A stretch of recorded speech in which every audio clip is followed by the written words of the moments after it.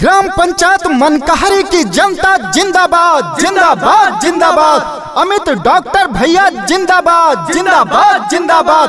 अब की मोहर कहाँ लगेगा? चश्मा वाले निशान पे। जन जन के सेवक, गरीबों के मसीहा, आपके भाई, आपके बेटे, सरपंच पद के उम्मीदवार ग्राम पंचायत मनकहरी से चल पड़े हैं विकास की ओर, विकास की गंगा बहाने।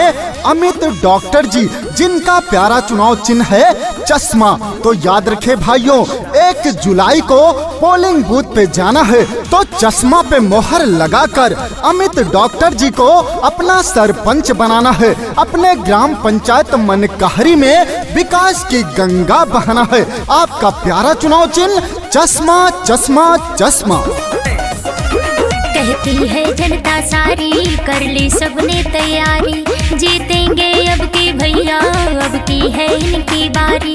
कहती है जनता सारी, कर ली सबने तैयारी, जीतेंगे अब की भैया, अब की है इनकी बारी। ग्राम पंचायत मनकहरी से जीताएंगे, अमित डॉक्टर को सरपंच हम बनाएंगे। चश्मा छाप पे मोहर लगाएंगे, अमित डॉक्टर को अब की जिताएंगे। संघर्षों से लड़ना सीखा है, संघर्ष हमारी गाथा है। सत्ता का कोई शौक नहीं, ग्राम पंचायत मनकहरी के विकास से मेरा नाता है। ये कहना है आपके भाई, आपके बेटे अमित डॉक्टर जी का, जो कि हमेशा विकास की बात करते हैं, विकास की डगर पे चलते हैं, गरीबों की पूरी मदद करते हैं। तो याद रखे भाइयों, चश्मा पे मोहर लगाना है, सरपंच अमित डॉक्टर जी को बनाना है। दुखिया गरीबों का साथ ये निभाएंगे, शौचालय पेंशन आवास भी दिलाएंगे, शौचालय पेंशन आवास भी दिलाएंगे। हाँ, दुखिया गरीबों का साथ ये निभाते हैं, सीधा स्वभाव इनका सबके मन को भाते हैं। गांव गांव में गली गली में गूंजे यही नारा, अमित भैया ही हो सरपंच हमारा।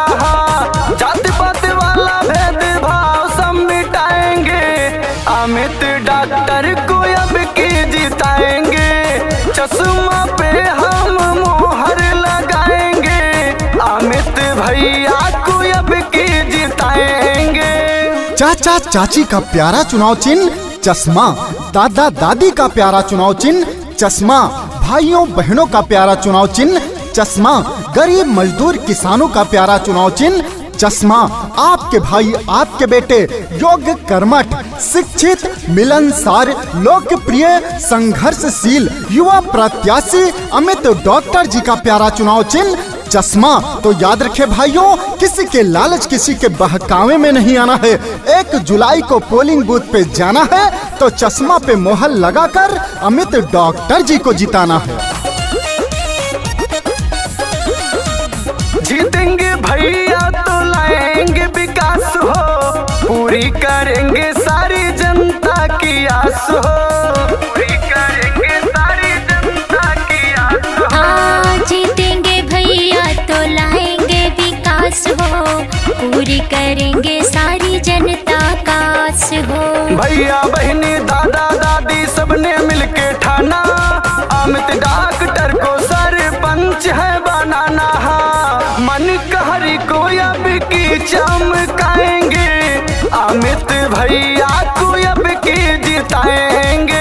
आपके भाई, आपके बेटे अमित डॉक्टर जी का वादा है कि जब मैं सरपंच बनूंगा तो अपने ग्राम पंचायत मनकहरी में हर गली में पक्की सड़क बनवाने का काम करूंगा, पक्की नाली बनवाने का काम करूंगा, गरीबों को आवास देने का काम करूंगा, विधवा विकलांग वृद्धा पेंशन पात्रित लोगों का बनवाऊंगा। तो याद रखे भाइयों, सरकार द्वारा चलाई गई सभी योजनाओं का लाभ उठाना है। तो इस बार चश्मा पे मोहर लगाकर अमित डॉक्टर जी को जिताना है। जहाँ जहाँ जाओ वहीं होती इनकी बात हो, जनता ये ठान चुकी है देगी अब की साथ हो, जनता ये ठान चुकी है देगी अब की साथ। हाँ, जहाँ जहाँ जाओ वहीं होती इनकी बात हो, जनता ये ठान चुकी है देंगे इनका साथ हो। गाँव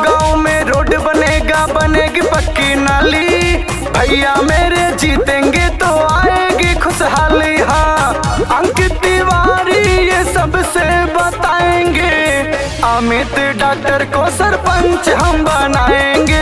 चश्मा पे अब की मोहर लगाएंगे, अमित डॉक्टर को सरपंच हम बनाएंगे।